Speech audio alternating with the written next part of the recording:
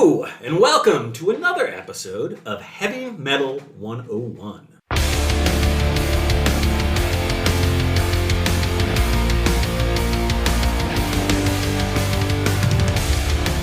Heavy Metal 101 is an exploration of everyone's favorite loud, unruly, and dark subgenre of rock and roll, in which we explore the history and repertoire of this fascinating body of work. John! We've made it to episode 2! I know! They said it wouldn't last. They did. Did you think it would last? No, I did not. Yeah, I didn't think it would last either. I mean, I'm very impressed with us. Here we are. America and the world needs us, I think. Look at us. Yeah, look at you. Look at you. So, let me just remind you that I'm Eric, and I am our supposed expert. I am the PhD student in the field of music education. I am a composer. I'm a pianist. But I'm also someone who, for well over 30 years, has been listening in the trenches to all sorts of crazy heavy metal music, from my youthful dalliances in Def Leppard and Bon Jovi to my adult explorations of bands like Death and Burzum and all kinds of stuff that you would not want your children listening to, John, I don't think. Yeah. I'm also a university professor, so I'm quite versed in the teaching of music history, music theory, but really of the classical persuasion, where I've spent most of my adult career. But here we are in our metaphorical Metal 101 classroom, and I am joined by my good friend, John. John, you want to introduce yourself? I'm John. I am also a musician. I'm a conductor, also currently a doctoral student, though since you called yourself a PhD person, I'll point out that I'm just getting a DMA because I hate writing. And that's embarrassing, I think. You should be embarrassed by that. Well, no one reads anymore, so why bother writing? That's a fair point. Yeah, so I'm getting a DMA in orchestral conducting. I have been a sort of Western classical musician for much of my life, and I have been listening to heavy metal music for roughly, I think all told, about 4 hours. You think that's the totality of your time? I think between the listening I did for last week's episode and the listening I did for this week's episode, I'm probably somewhere between 3 and 4 hours. Now, the good news here is that leads me to believe you listened to the albums more than once. I did. Now, that's nice. Yeah. That says something about something. You're such a good student. You know, I want to bring everything that I can possibly bring to this course while doing as little as humanly possible. It sounds like you in a nutshell. There I am. Mm-hmm. All right, so on our first episode, what John and I did was discuss what I would call the Big Bang of the heavy metal cosmos, and that was the February 13th, 1970 release of what? Black Sabbath. By Black Sabbath. And specifically the song Black Sabbath. Right. It's a great name, horror movies, spooky stuff, and we loved it. And John said it was probably the best thing he ever heard, right? Am I remembering that correctly? We're going to have to run it back, but I think that's not right. Oh, okay. Well, we'll check the tape on that one. I think we settled on, it's fine. Oh, yes, that does sound achingly familiar.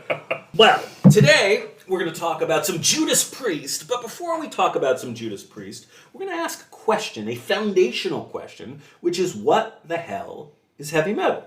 And you've heard of it, you've probably listened to it, or else you might not be listening to this podcast, or maybe you're just curious about the darker side of music, but what is it? John, you have spent 4 hours exploring heavy metal, so I feel like you're probably the person to ask, what is heavy metal? So heavy metal is a genre of music that apparently was started on February 13th in 1970. That's more than most people know. According to our last episode. Right, and I'm an expert, as we well know, so It must be true. Yeah, so, but, I really don't know. In preparing for this week's episode, that is the question that I asked you. I was like, I feel like if I was a student in this class and it were a real situation, I would want to know what the heck is heavy metal? Like, what are the characteristics that define this genre? Because at present, I have no idea. I'm so glad you asked. Look at that. That's what we're here for, is to figure this out. All right, so we're in the year 2021, and from our perspective now, it's a genre. It's a noun. Heavy metal's a thing, and we'll talk about what that means. It is worth noting that this is a term that really emerged as an adjective. This was a descriptive term for music really in the 1960s that our good friends, we met Lester Bangs. Do you remember Lester Bangs from last week? I sure do. Well, one of the candidates, and there are a few candidates, there's a little uncertainty about this. A Rolling Stones critic, Michael Saunders, is another one of these candidates. But these critics who use the term heavy metal as a descriptive, usually a pejorative descriptive, for music that was harder rock, shall we say. It was particularly visceral, violent, hard rock. And we'll talk more about that in a few minutes. Let's just talk really quickly about heavy metal as a term. The anecdotes you always get if you explore this anywhere in the literature or online is that the first use of the term heavy metal in music comes from the Steppenwolf hit of 1968, the motorcycle song par excellence, Born to be Wild, in which there was what kind of thunder? Heavy metal thunder. There was heavy metal thunder, yes. And that lyric certainly occurred, and it is certainly an early usage of the term. Now, it's a motorcycle song, so I think it's probably fair to say that the poetic license here is the heavy metal that is a big old Harley-Davidson motorcycle, right? But it's a hard rock tune. It was a big hit for the band Steppenwolf, and it's certainly, in 1968, one of the earliest musical usages. Is it the earliest? Is it the origin? Probably not. The earlier origin that is oft cited is from the author William Burroughs. Are you familiar with Mr. William Burroughs? Yeah. You know that Naked Lunch thing? Yeah. Yeah, Naked Lunch, book that I read when I was, a psychedelic teenager and whatnot. A fabulous book, actually. William Burroughs was a beat author in the 1950s and 60s particularly, and he wrote a short story called The Soft Machine, in which there was a character called the Heavy Metal Kid as far back as 1961. So, these are both obvious, important things. You hear about them anytime you research the etymology of heavy metal, and they're worth noting, but it is worth noting that heavy metals are a scientific term, and the whole notion does considerably, by 100-odd years or so, predate the idea of Burroughs or Steppenwolf. But the application in music really definitively to talk about this genre is from the late 60s and the early 1970s, and particularly these Rolling Stone critics, Michael Saunders and Lester Bangs. Let me read you a Michael Saunders quote. Now, he was talking about the band Humble Pie. Humble Pie are nobody's idea of a heavy metal band in the 21st century. However, Michael Saunders described them as follows: a noisy, unmelodic, heavy metal, leaden, shit rock band with the loud and noisy parts beyond doubt. That's nice, right? It's just very generous. Yes, it's a beautiful phrase. Now, I'm no Humble Pie fan, but these Rolling Stone critics, they were very mean. Lester Bangs, who totally trashed Black Sabbath's album, and here we have Michael Saunders trashing Humble Pie's sophomore album, their second album. The point here is that we have heavy metal not as a noun, but as an adjective. I don't know what heavy metal, leaden, shit rock really means. These are just words that these verbose... Again, it sounds like they're just throwing darts at a board of negative adjectives. Yeah, what sort of thing that sounds bad can we say about this music? And it doesn't. It's really hard to excise any actual meaning from it.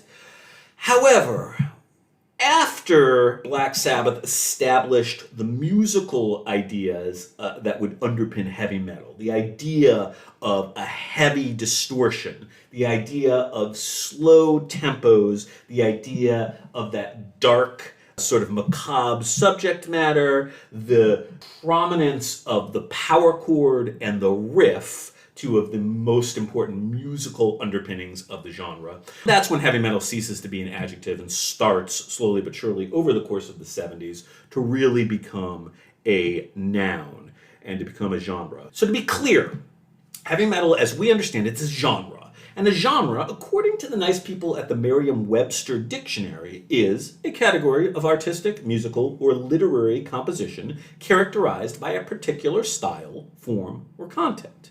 So the question we have to answer then is, what is the style, what is the form, and what is the content? Now, all of these things are somewhat variable from one heavy metal artist to the next, but John, you've listened now to two of the forebearers of heavy metal, Black Sabbath, sort of the founding band, and Judas Priest, really the first band that was a proud, loud, heavy metal band. They knew that they were a heavy metal band, and so they were very self-conscious in a way I don't think Black Sabbath was.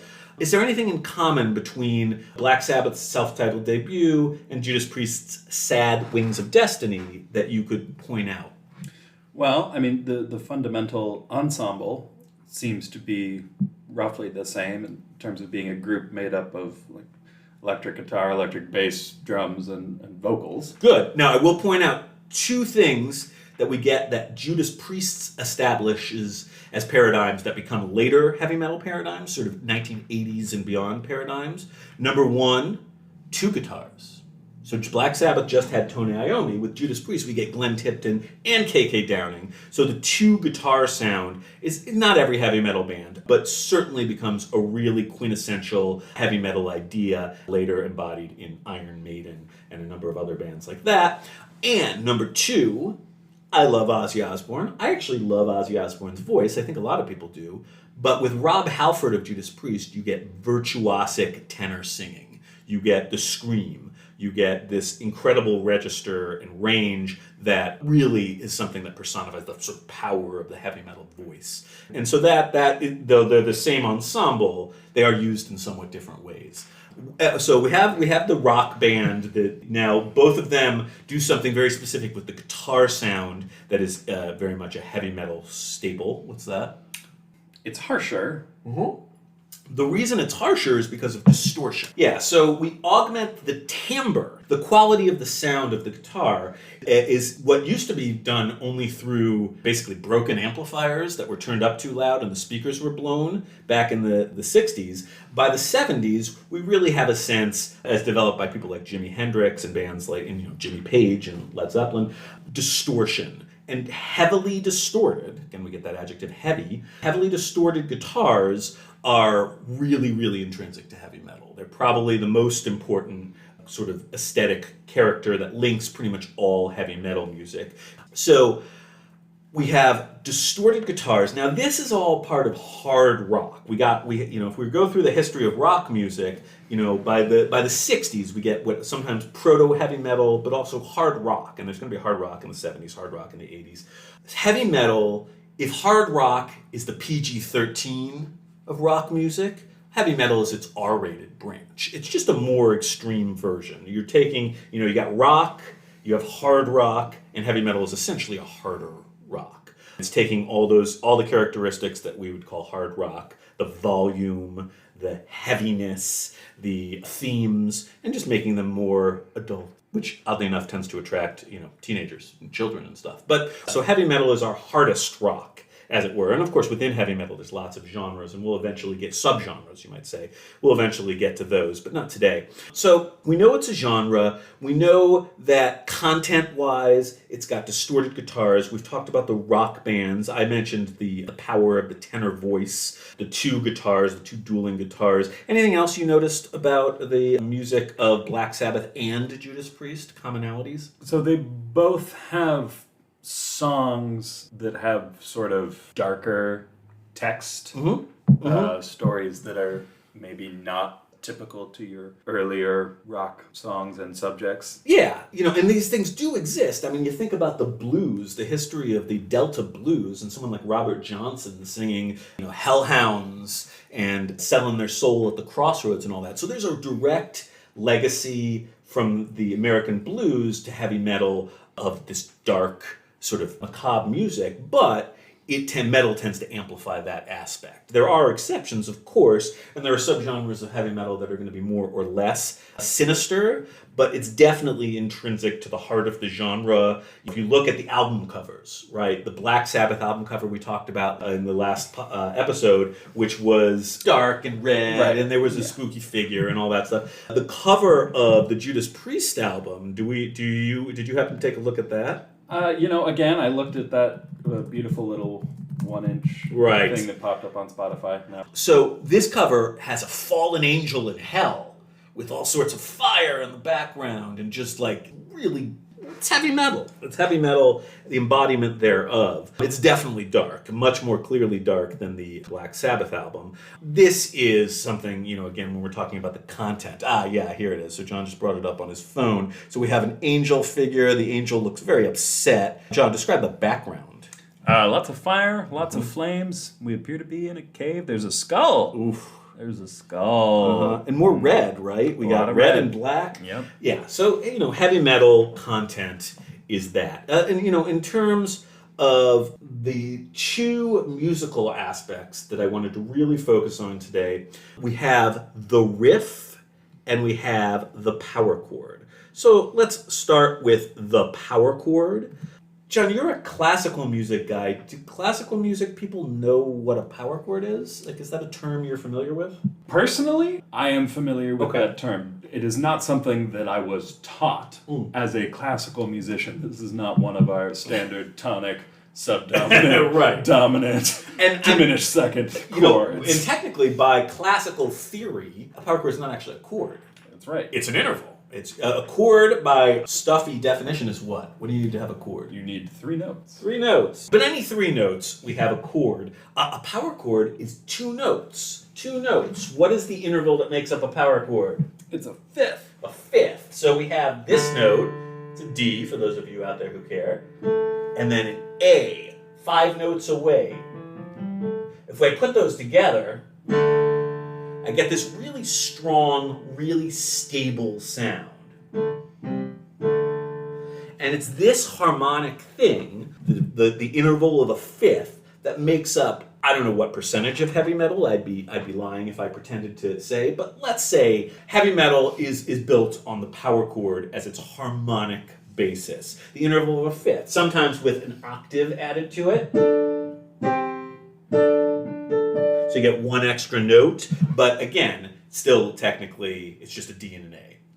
Any way you slice it in that particular case. So the power chord is our basis, and what we do with the power chord is we create riffs. And heavy metal, more so than any other genre of rock, though heavy metal didn't invent this is really a 1950s sort of electric blues idea. The riff is a recurring rhythmic and pitched pattern. There's rhythm and there's pitch, and it kind of occurs over and over again. In classical music, we have a term for that. Do you know what the term for a little small musical idea with rhythm and pitch that tends to happen over and over again? Talking about like an ostinato? An ostinato. Yeah, a riff and an ostinato are the exact same thing. There's literally no difference. It's just that riff sounds cooler. Okay, so here's a riff.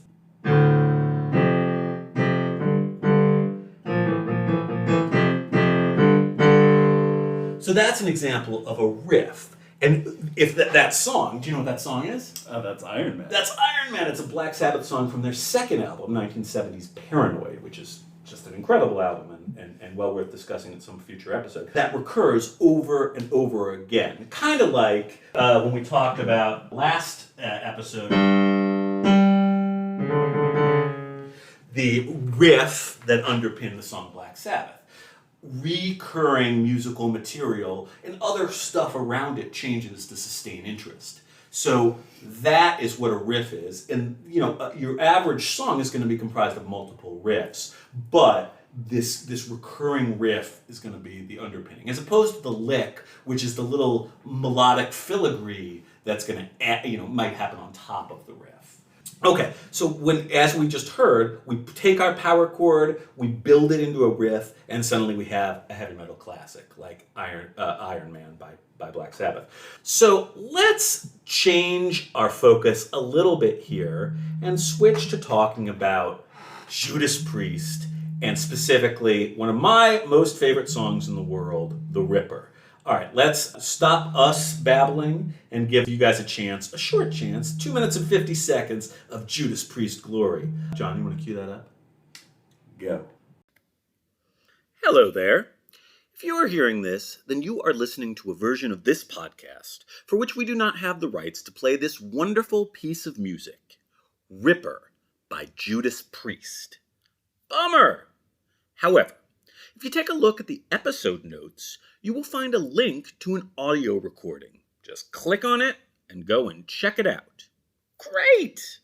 Now, I suggest that you pause the episode and take a listen prior to continuing on in order to afford you appropriate context for the following discussion. Or don't. The choice is yours. And now, back to our regularly scheduled podcast.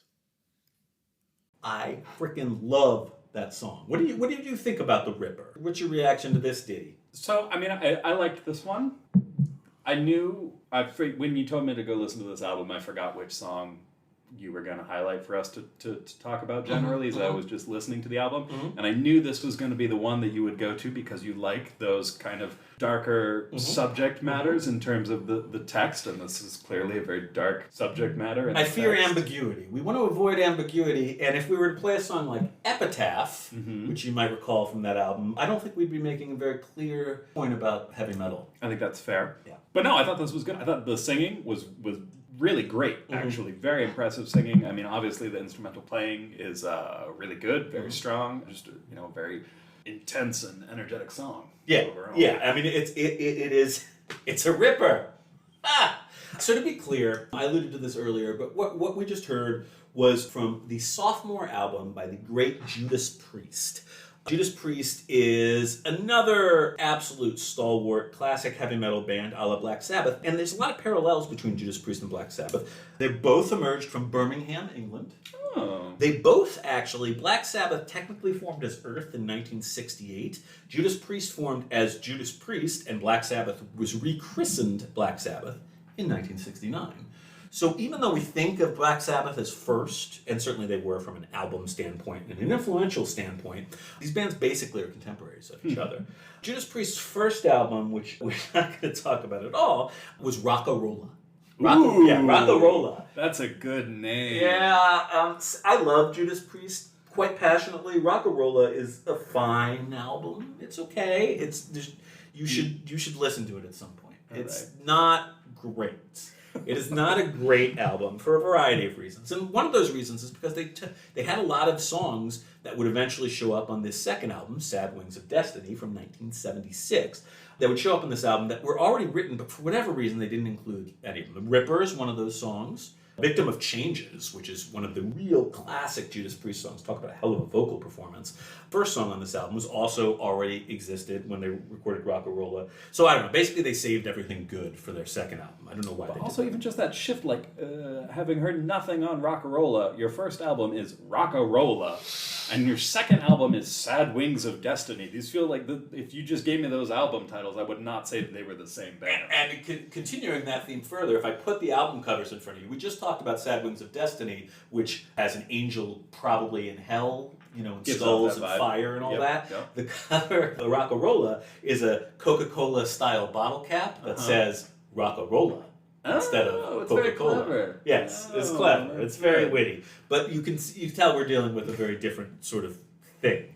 So Rock-A-Rolla is as oft overlooked as Judas Priest's debut, and there's probably a pretty good reason for that. Sad Wings of Destiny is certainly their first masterpiece and their first album where they really sound like what we think of as Judas Priest and this real heavy metal image. John mentioned the vocals. Rob Halford, really, if any, Rob Halford is often referred to as the metal god, partly because Judas Priest have a song called Metal Gods, partly because there is almost no single person that more embodies the aesthetic of heavy metal, from the famous leather outfits with studs and a whip, to the riding on stage on a Harley Davidson, to the incredible vocal range, particularly the shrill, powerful screams. He is the living embodiment of the heavy metal ethos. And this song is an absolute tour de force. I mean, even John, who has terrible taste in music, was able to recognize Rob Halford, who apparently, I recently saw that Luciano Pavarotti had good things to say about Rob Halford's vocals as well. His singing, the number one thing that stood out to me in listening to this album was, one, there was some track in there that had a Picardy third, and that made me giggle.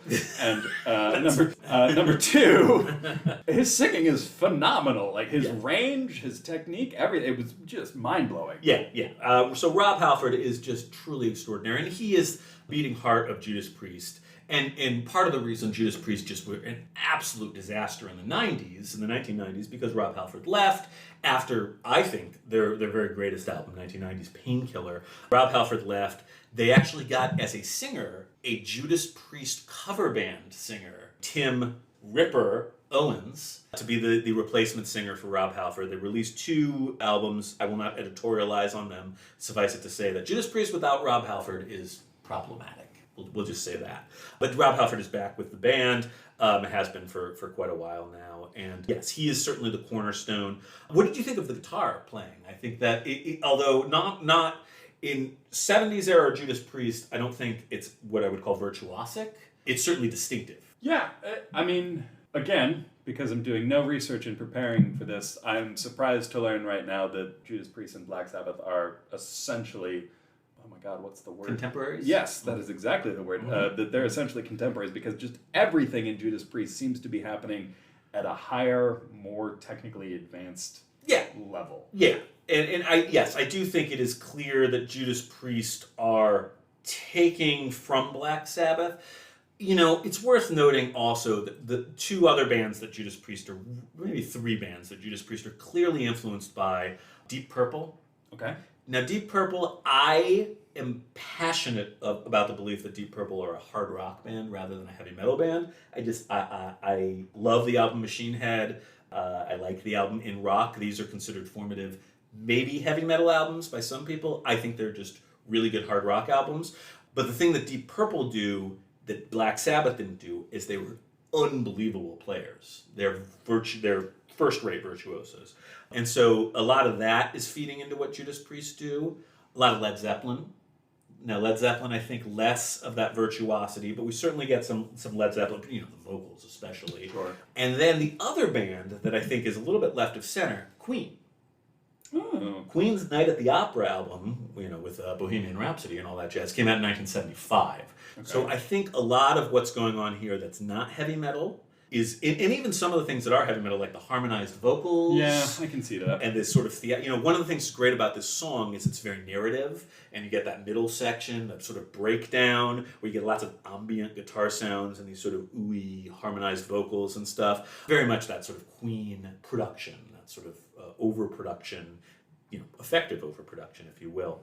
What I would note about the twin guitar sounds, at the very opening of this song, you get a couple of things that to me embody Judas Priest and again embody heavy metal. You get that opening harmonized guitar section, and the reason I sing it like that is because it's polytonal. It's actually, you have Tipton playing in A minor while you simultaneously have Downing playing in C minor. C minor at the same time. Woo! Polytonality of Judas Priest. Now, you're not going to get much polytonality with one guitarist. So we have two keys at the same time, courtesy of two guitarists. So right there, you're getting twin guitar and how important that is. And then, of course, you get... you get the...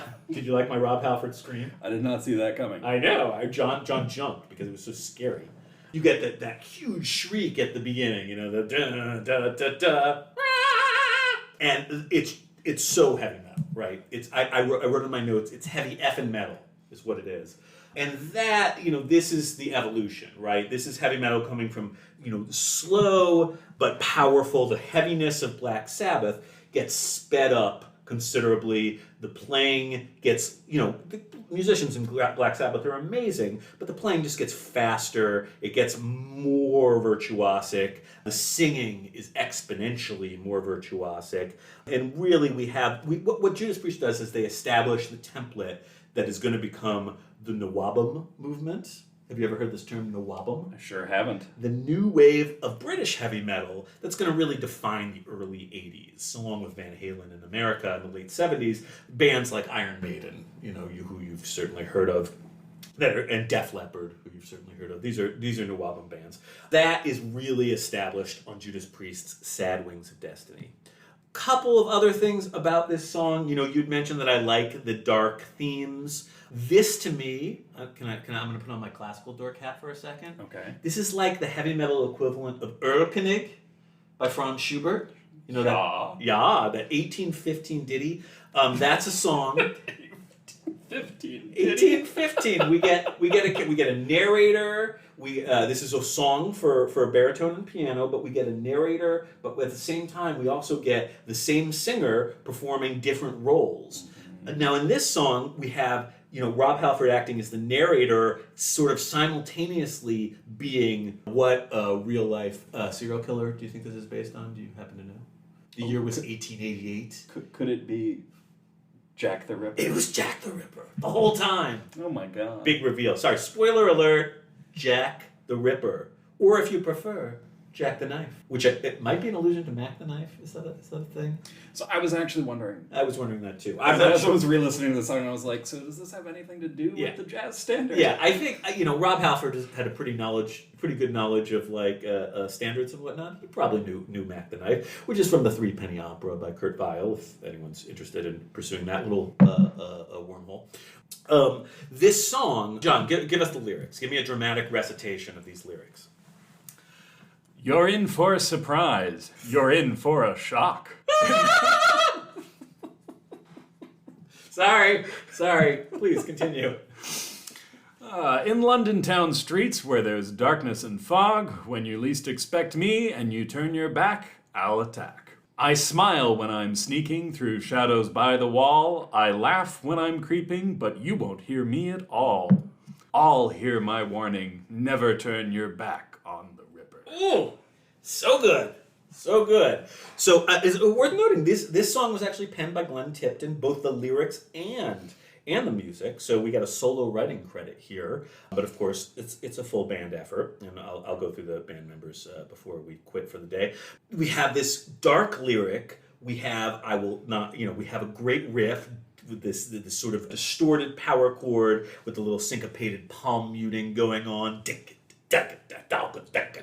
And of course, the virtuosic, powerful vocals that we've talked about. Everything here bespeaks, heavy metal. The codification of heavy metal is really happening in front of our very eyes through this song and this album. A little bit about Judas Priest before we go. I think I've already mentioned most of the members. We have Rob Halford, the singer extraordinaire, Glenn Tipton, and KK Downing. Now this is the songwriting core of Judas Priest. Halford is still in the band. Tipton is still in the band, but unfortunately he has Parkinson's disease, so he does not play with the group very much. However, they just, as of this recording, just about a week ago, they did their first show post-COVID, and Tipton did join them for, I think, 3 songs at the end. That's great. Which is very cool, very cool. KK Downing, who now is no longer in the band, and they all hate each other, and KK Downing has an actual project called KK's Priest. This is a terrible name. Yes, and I believe, if I'm recalling this correctly, Tim Ripper Owens is the singer in that project. I'm not going to lie, I haven't listened to it yet. I may never listen to it. You don't want to explore that in a future episode? Yeah, maybe we'll do a KK's Priest episode, but I don't see that happening. Other important, really the earliest member that's still in Priest, because the original Judas Priest was entirely different people when they first formed, and the name has been kept over the years. But the bassist Ian Hill, who is the rock solid underpinning of the band to this day, and then on this particular album, now I'm pretty sure that it's the movie Spinal Tap, don't they have a bit about drummers? Yep. Yeah, the band goes through drummers like nobody's business. I'm pretty sure that comes from Judas Priest, actually. I might be wrong. But Judas Priest, I think, have had 8 drummers to date. Alan Moore is the drummer on this album. This is the only Judas Priest album on which we find Alan Moore beating the Skins. So this is Judas Priest. Gotta be a better way to say drummer. Not beating the Skins. Yeah, you don't like beating the Skins. I don't love that. That's not what I hear. But anyhow. So this album, now here's the thing. We talked about Sabbath and the shocking influence that they had from the get-go. Before they ever even toured America, they charted both in America and the UK. Judas Priest, on the other hand, even this was their second album. This was released on a really obscure label called Gull, Gull. And because of that, they got very little press. They had a budget, I think, of $2,000 to record the entire album. And it got as high as number 48 on the British charts. It never charted in the US. It wasn't until, I believe, 1978 that Judas Priest first made it to America. So no touring in America on Sad Wings of Destiny tour, alas. And so this is an album that's really more respected and known by the cognoscenti, but it's really something that became retrospectively more influential. That is what the heavy metal people in the know refer to themselves. Mm-hmm. Oh, the cognoscenti. I refer to myself as the cognoscenti, yes. It's really an album that has an influence at the end of the 70s, and it more as a direct influence on the Nawabum bands that were so influential. Like a band like Iron Maiden, a band like Def Leppard, these are bands that had huge influence on the international heavy metal scene throughout the 1980s. This is laying the foundation for that, influencing those bands directly, who were English bands, obviously, new wave of British heavy metal. So Black Sabbath invented heavy metal, but I think it's with Judas Priest, the band, and particularly Sad Wings of Destiny, the album, that heavy metal truly is codified into what we think of as the genre. So there you have it. John, you have any final thoughts about what heavy metal is, or Judas Priest, or your undying love for me? I mean, I think we should maybe just one more time run over those key points that define and make something heavy metal. So what makes something heavy metal? We have distortion. We have a guitar effect, and it's usually on the guitar. You can put it on anything technically. It's usually on the guitar that changes the instrument. It basically makes it a new instrument. And that's something very important to heavy metal. So we take a distorted guitar, we play power chords, basically the big, meaty interval of the perfect fifth. We take those power chords and we build them into repeating ideas called riffs. These repeating ideas are augmented with other musical material, most importantly, the singer, right? Other stuff. We got bassists, we got drummers, everyone's playing loud, right? And that's part of heavy metal. But the singer with a powerful voice, most often a powerful tenor voice, and the singer is singing a lyrical content that is usually in some way dark or, dare I say, antisocial. Usually that's what heavy metal is. It's people who are anti-social, going crazy, and enjoying themselves doing it. You take these elements together, and I think you have the codification of the genre heavy metal, or what I might call harder rock. Does that make sense? Does to me. Good. All right. So if you want to reach us, if you have any questions, if you have any comments, if you have any thoughts, you can reach us with your thoughts at heavymetal101podcast@gmail.com. That is heavymetal101podcast@gmail.com, and 101 are numbers. You can also find us and like us and follow us on Facebook, Heavy Metal 101 Podcast. Just search it out. All right, so we'll see you all next time All on right. Heavy Metal 101. You want to give us a Rob Halford shriek? No. Perfect.